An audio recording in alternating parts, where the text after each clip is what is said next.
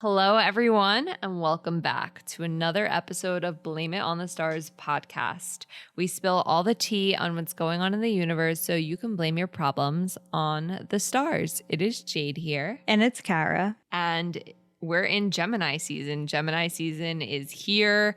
It is honestly, I think, a pretty good season. Kara, what do you think about Gemini season? Yes, I am almost done listening to my first audiobook, and I did end up buying a new journal so I can, write in it. Just very on brand, I guess, for Gemini season. How has it been for you? I will say so far, Gemini season has been pretty on brand. We're learning lots of new things. And suddenly I feel social again. I'm ready to have a social life. I'm ready to hang out with people. For those of you who don't know, I am a grad student and I'm nearing the end of grad school. Not quite there yet, but it takes up most of my social time, and we're in summer now almost, and it just, I don't know, it's a good time. But if you want to know why the astrology of Gemini season is like pretty good, then definitely listen to last week's episode where we detail everything that happens in Gemini season so you can kind of know what to expect. But honestly, I am really excited about this week's episode. We have some pretty good transits happening. And before we get into, Mars and Aries, Venus and Taurus, this is your regular reminder. I'm not even going to say the full ordeal, but rate, review, share, live, laugh, love. Anyways, let's chat. What is happening? We're getting cozy. We're coming home. Home is where we are. Why are we at home? Well, Mars, the planet of motivation, is returning home to its home sign of Aries. How beautiful. This happens at 7:18 p.m. Eastern Standard Time. Again, the date, time, information is from the website astroseek.com. Now, what happens? Motivation is there. The drive is there. If anyone remembers that when Dwayne "The Rock" Johnson was like rapping, he's like, it's about drive, it's about power. Like that energy of Dwayne "The Rock" Johnson in that song is kind of what Mars and Aries is about. We're ambitious, we're driven, we're competitive, we're feisty, we're going at our goals full throttle. This is about going quick. This is about taking action. This is about getting things moving. Why this matters: you need to have motivation to get things done, to get tasks done. I know sometimes we hear we're going to be motivated, and automatically our thought process is like, yeah, goals and career. Motivation shows up in so many different ways. It's like, I'm motivated to be the best version of myself possible. I am motivated to be more social. That's my motivation right now. I'm so motivated to be more social. I'm really motivated to revamp my wardrobe. I'm really motivated to feel good about myself. I'm really motivated to exercise, not for fitness reasons, but just because it makes me feel good. It's dopamine that I'm looking for at this moment. But motivation, right? I think sometimes we hear that and it's just like, okay, goals, drive, the gym, etc. Yes, that's true. But expect this to show up in so many different ways in your life, where suddenly you're a lot more competitive than usual. You're feeling more spontaneous than usual. You're like, hey, I really want to go hang out with my friends tonight, and I'm going to just do it right now, full send on it. Maybe you were supposed to stay in. Maybe you were supposed to keep it chill, keep it mellow. The spontaneity is there. So follow your impulse and have fun with this Mars and Aries energy. Yeah, Aries is really connected to like its gut feelings. It's very like passionate. So if there's things that you want to do, doing it like in the moment when you just like feel the desire to do it is like the best way to kind of use the Mars and Aries energy, because our feelings change, our motivation fluctuates, our energy fluctuates. So kind of leaning into, I guess, like the flow, if you will, of your energy can be really important.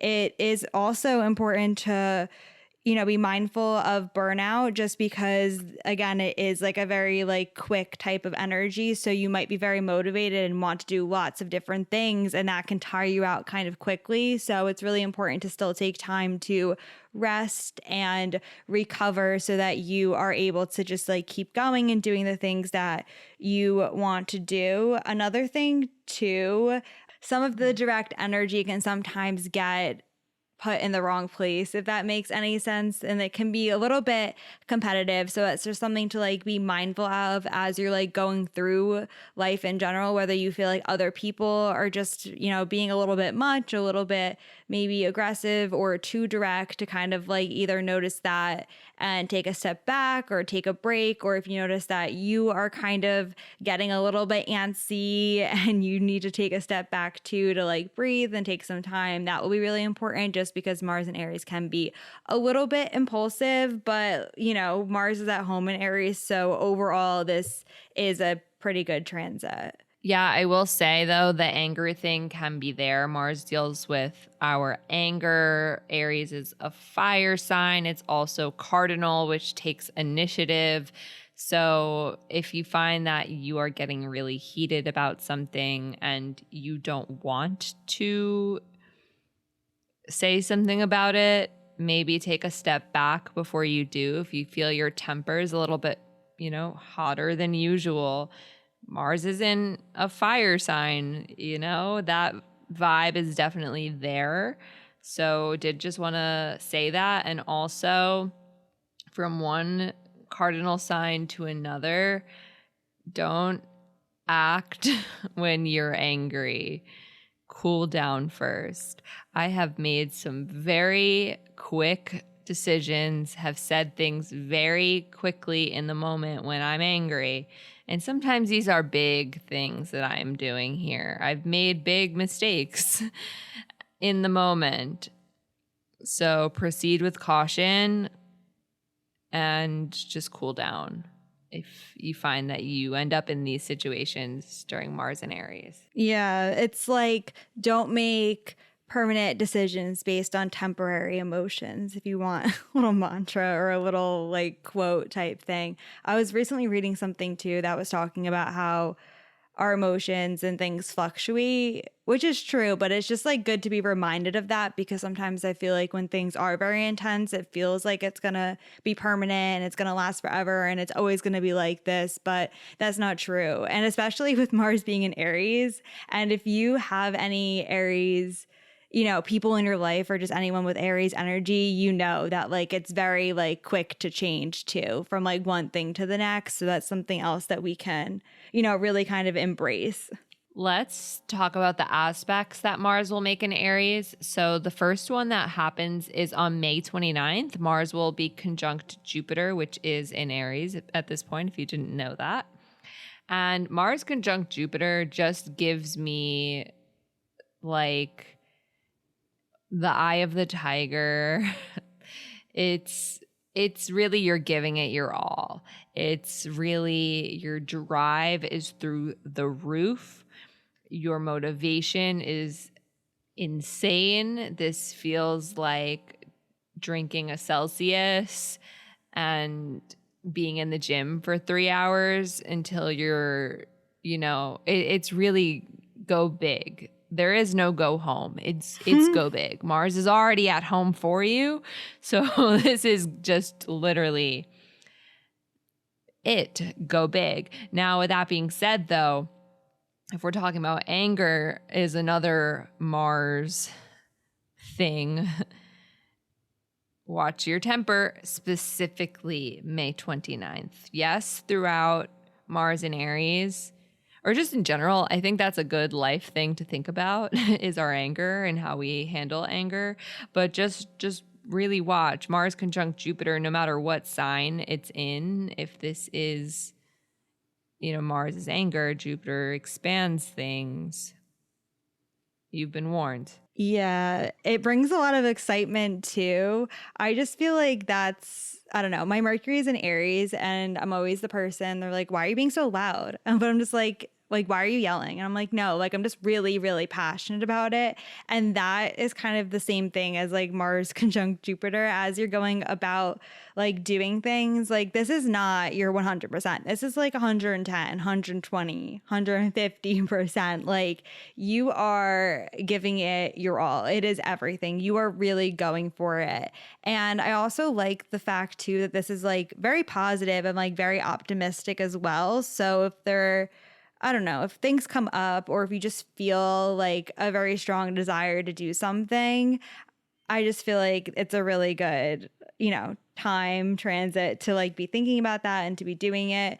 There always is the chance or the possibility of overdoing it per usual, but I don't know. An honorable mention too to the fact that this is happening in Aries. So some of the things that you want to do or want to take action on probably have to do with things that are really important to you as a person or things that, just like really resonate or something that you feel very strongly about that maybe you haven't had the chance to like go and do yet or express yet or, whatever it is. It's very much like put yourself first type energy. On June 27th, Mars will sextile Saturn. I actually really like this just because Mars in Aries can bring a little bit of impatience where we want things to happen right away and we act right away. And if things are going too slow, we're getting frustrated.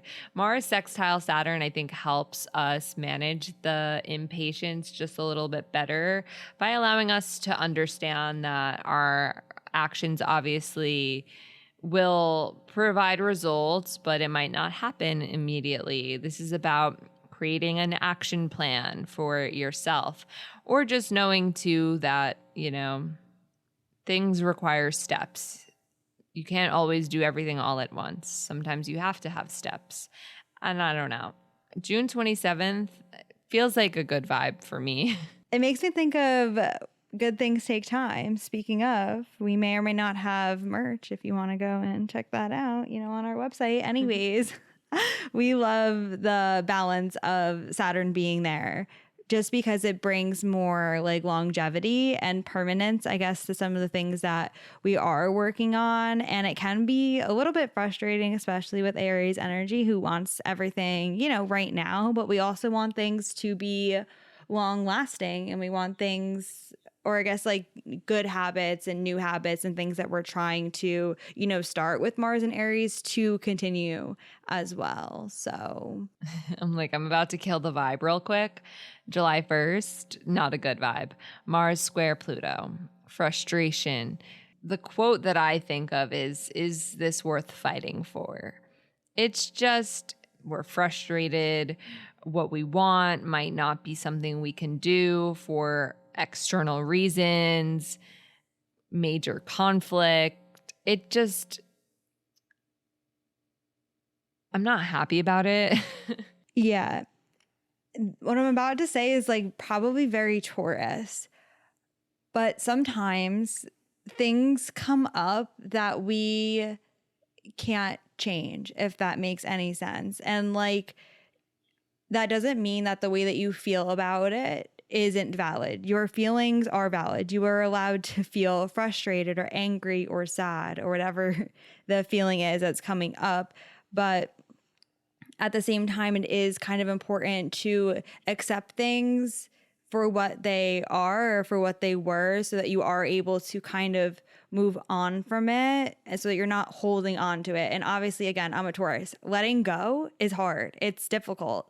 But, you don't want to be carrying things with you that you don't need to be carrying at the same time. So it really is kind of like finding a balance between letting, the square bring up the emotions that are probably going to be a little bit intense or, you're going to be feeling some type of way about it. And, some situations you may be like, oh, wait, it can be fixed by doing this, or I could do this instead. And there might be, a very practical solution to it. But if there isn't, giving yourself the space you need to kind of like process it, and then it hopefully eventually get to like the acceptance moving on stage. And again, the way that that happens, that timeline is, very personal. It depends. There's no like right or wrong way to do it. Well, let's return back to some good news, some things we'd like to hear. While Mars is at home in Aries, Venus also returns home to Taurus. This happens on May 28th at 10:46 a.m. Eastern Standard Time. This is really a time of getting comfortable, getting cozy, indulging, and honestly loving life. Venus deals with how we spend our money. Taurus has excellent taste. So if you find yourself making some more expensive purchases, investment purchases, doing a little splurging, a little treating yourself, you can fully blame that on Venus and Taurus. Venus is not even in Taurus yet, and I'm already blaming my shopping stuff that I've been doing on Venus and Taurus. We're not even there yet. I ordered delivery twice in one day. Do I care? No. Venus is almost in Taurus. And when Venus is in Taurus, you bet I will continue with my little Grubhub premium ordering. Maybe once a day, maybe twice a day. I don't know. Maybe once a week. I don't really know. Regardless, the desire to treat yourself is there. And whatever treating yourself looks like to you will obviously be vastly different than what it looks like for me. In my instance today, it was ordering myself ramen and staying in sweatpants all day. Maybe for you, treating yourself is going to a spa. Maybe it's meditation. Maybe it's a fun night out with friends. Whatever it might be, this is the time to do it, to indulge, to enjoy. Treat yourself to the more expensive meal that tastes good from your favorite restaurant that you don't normally go to often. Venus is also our relationships.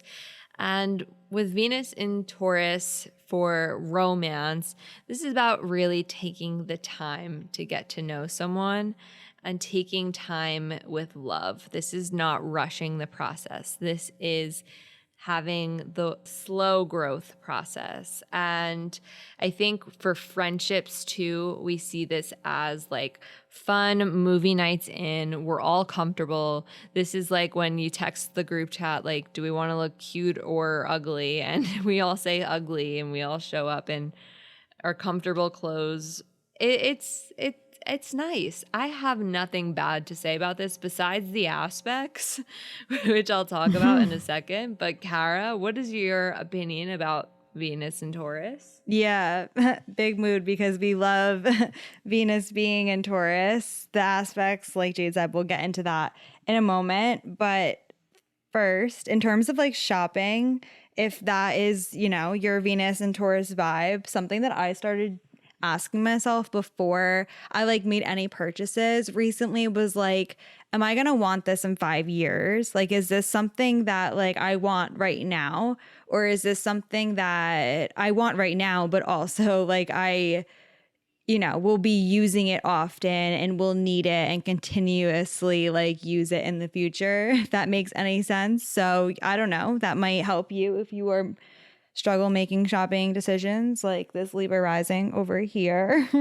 The other thing too, Jade and I'm not going to spoil it at all, but I'm just going to say that we do have some fun plans for the future. And one of the things that we plan on doing is very on brand for Venus and Taurus. It involves food and it involves nature. So that's all I'm going to say for now, because you'll see it on our Instagram eventually. But yeah, it's a really good time for kind of just like slowing down, doing things that you enjoy. And it's a good balance out, I think, to Mars and Aries. Yeah, for sure. I also think too, like, again, if we want to talk like the more like self-help vibe, boundaries, we always associate that with Taurus. And again, just the process of taking things slow knowing your worth and adding tax type thing.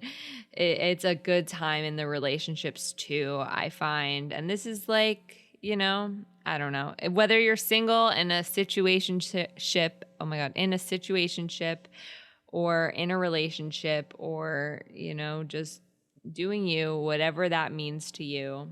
I think there's something here for everyone to enjoy. If I could keep Venus in Taurus forever, I personally would. That's just my opinion. I really love this. So I hope you all love it too. Ooh, sorry. I agree with that. Where would you want Mars to be? Oh, I would. Honestly, I kind of like when Mars is in Capricorn. I know. I was thinking of an Earth sign. Yeah, Mars in Capricorn is pretty driven, but it's not as like fiery as Mars in Aries. Yeah, that is actually very true. Okay, I think I agree. Yeah, for sure. But clearly I'm showing a bias for Earth things. I feel like it tones down the Mars energy, if that makes any sense. For sure, for sure. Let's discuss the aspects, right? Because as much as I love Venus in Taurus, I don't really love these aspects. Some are good, some are bad. That's just life, you know? June 11th. Venus is conjunct Uranus. Do we want the pros or do we want the cons first? I think, oddly, I want to start off with the cons. The cons to this could mean wanting to break free, whatever that might look like. This is like sometimes cutting the cord and setting yourself free. That's the biggest con for me. This might be just like I need to break away and vibe out and do my own thing. The pros to this is that could also just mean you are feeling more creative, you're making new friends, you're making new connections sporadically, the unexpected is happening. This could mean really switching up your style and your aesthetic if Venus is also beauty. Uranus is the unexpected, it's change. This is like a really good time to do that if that's something you've been looking to do. But yeah, pros and cons. Yeah, it's so funny because I didn't even think about this, but I was just saying before we started recording that I wanted to like change my hair. So very on brand for, you know, Venus conjunct Uranus. On June 15th, though, fated connections are among us. You sound like a magic 8-ball. That's what I was literally thinking. Like this gives me the same energy as like when you're like on TikTok and then one of those like, if you're seeing this, the love of your life will randomly appear tomorrow. The signs are everywhere. Look for 222. Like this is the same energy because the North Node is like the direction we're headed in life. And this Venus conjunct the North Node is literally like fated connections. You know, I'm going to let you speak because you're always the queen of the North Node to me. The North Node is really our direction. And Venus, as we were saying, deals with like a lot of different things between like our values, our relationships, even just like creativity, if you're like an artist or, you know, anything like that, the way that you kind of like express yourself. And I just kind of feel like it's aligning your values and the things that you're doing and the people that you're around with like your purpose. Now I'm a magic 8-ball too, but like that's really what it is. It's like kind of like the missing puzzle piece and now it's like finally in the right place and everything's like clicking and now it's like right place, right time energy like too. And like I said, everything's kind of just like coming together. So we love it. What we don't love is on June 18th, Venus squares Saturn. Now, what a mixed bag. On June 11th, we're breaking free. On June 15th, we're finding our soulmates.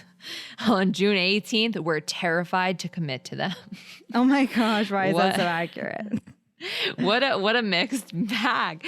June 18th, Venus squares Saturn. This is difficulty opening up. This is difficulty feeling the ability to trust whatever that means to you. Whether that's not necessarily like I don't trust this person, but more so like I'm not ready to open myself up to something more serious yet, and I don't know if I trust the outcome will be good and things like that.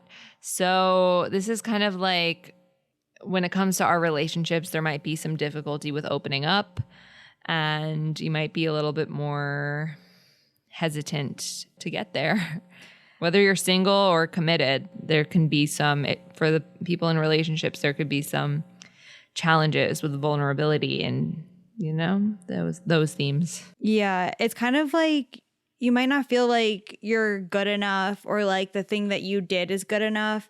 And it's really interesting when you think of like art, because I really hope that I can make this relatable because, you know, art school, went to school for dance, but like there's aesthetics, obviously, and things like are supposed to look pretty, but then there's also like beauty in the things that are, you know, not traditionally considered pretty or beautiful or whatever the thing is. So, you know, sometimes we try to like keep certain things to ourselves, whether that's like things that happened in our past or things that we're feeling or things that we're going through. And we kind of just, again, want to, you know, lean into that Saturn energy and like keep it kind of confined in this one spot and not, you know, open up and like share it with others. And I'm not saying that that's easy to do. Like, it definitely is hard to be vulnerable and to, you know, be completely open and honest with others. And I'm definitely not saying that you should just, you know, go all in and overshare the first time you meet someone, because there is, you know, a little bit of a process. It takes time to get to know someone. So there is, you know, some value and validity, I guess, in the, I'm using air quotes, like hesitation. But at the same time, sometimes we do need to also be okay with being vulnerable and pushing ourselves to trust and things like that. So it really just kind of depends on, you know, the situation and what's coming up for you. And if things feel, you know, a little bit challenging, that would be Saturn's fault. Yeah. Also, too, like sometimes this is like fear getting in the way. I just wanted to mention that because I know someone with Venus Squares Saturn in their natal chart, and they're in a relationship now, but leading up to that relationship, there was so much fear that the past would repeat itself, or that when getting into the relationship, certain things would happen because that's what happened in the past. So if you find yourself in that mentality where you're thinking like, hey, I'm so afraid of the past repeating itself, or I'm nervous that the outcome will be something unpleasant and that's what's getting in the way. Like, first of all, like, I'm sorry you had to deal with difficult circumstances like that. And I really hope that you're able to come out strong. I mean, it's difficult dealing with tough situations, but sometimes the things that we think will happen because it happened in the past don't actually happen. Maybe better things happen. And just trying to keep that in the back of your head, that the past doesn't always equal the future, can help make navigating this transit a little bit easier, in my opinion. Yeah, it's very on brand, because if you think of Saturn as like that grumpy old man type of like stereotype, you know, people say that about Saturn, but it's also the more experiences you have, you learn a lot and you become wise, and then you are trying to prevent mistakes or unpleasant or difficult things that happened in the past from happening again. Like, that's natural, that's normal, that's like why fear exists. It's like partially to protect us from getting into, you know, bad situations. But it's something that's really important to kind of process, if that makes any sense. And, you know, if therapy is something that you are open to and your situation allows for that, then that is another way to kind of like heal and work through the things that are coming up. Well, I think the following day will help with the healing process, because June 19th, Venus will sextile Neptune. And while we're recovering from the Venus square Saturn vibe, Venus sextile Neptune brings this light, this optimism that things are going to work out. There's a lot more trust in the universe that the relationships you have are with purpose and they're unfolding the way that they're meant to. There's a lot more empathy to be had here. There's a lot more understanding. There's a lot of, I don't know, it's pleasant. This is like, it's like when you hope someone is going to be a good person and then they turn out to be a good person. That's kind of the vibe I get from Venus sextile Neptune. It is also completely unrelated to relationships, a very creative transit. If you're looking for a day to be creative, I enjoy Venus sextile Neptune for that. It's a good day to kind of like be around others and support others. On June 21st, literally just an hour before Cancer season begins, Venus will trine Pluto. And I hate that I always say dive deep when it comes to Pluto, but that's really the best terminology I have. This is the time to like dive deep into your relationships, like ask the hard questions, support each other through the difficult situations, understand someone for who they truly are. That's the vibe of Venus trine Pluto. Yeah, it gives me like that late night conversation type energy where you're like at the sleepover. It's 2 a.m. Everyone's like, in their spot and you have your pillow and your blanket and you're just like opening up and saying all of the things. And I don't know. It's definitely a very good energy to connect with others. It can be, a little intense because Pluto is, but the trine is making it, a very positive aspect. And it'll be a good day to kind of like be around others and enjoy others and even just like enjoy art and like music and things like that as well. And that's pretty much it for Venus and Taurus. I, again, really like these two transits happening at once. It's some good energy. If you're looking for some good news, that's the good news. But on that note, next week, Mercury retrograde is over. We have a new moon in Gemini as well. So definitely stick around for next week's episode where we tell you all about the new moon in Gemini, as well as Mercury returning direct again and what to expect moving forward. But if you want to stay in the loop with us as the astrology keeps unfolding, then make sure you're following us on social media. We are on Instagram, Twitter, and TikTok at BLME The Stars. And we're also on YouTube if you prefer to listen to this podcast with the captions on. The option is there. Just search Blame It on the Stars podcast on YouTube and we will show up. But anyways, I hope you all enjoy this wonderful energy that is coming our way. And with that being said, we'll check in next Monday.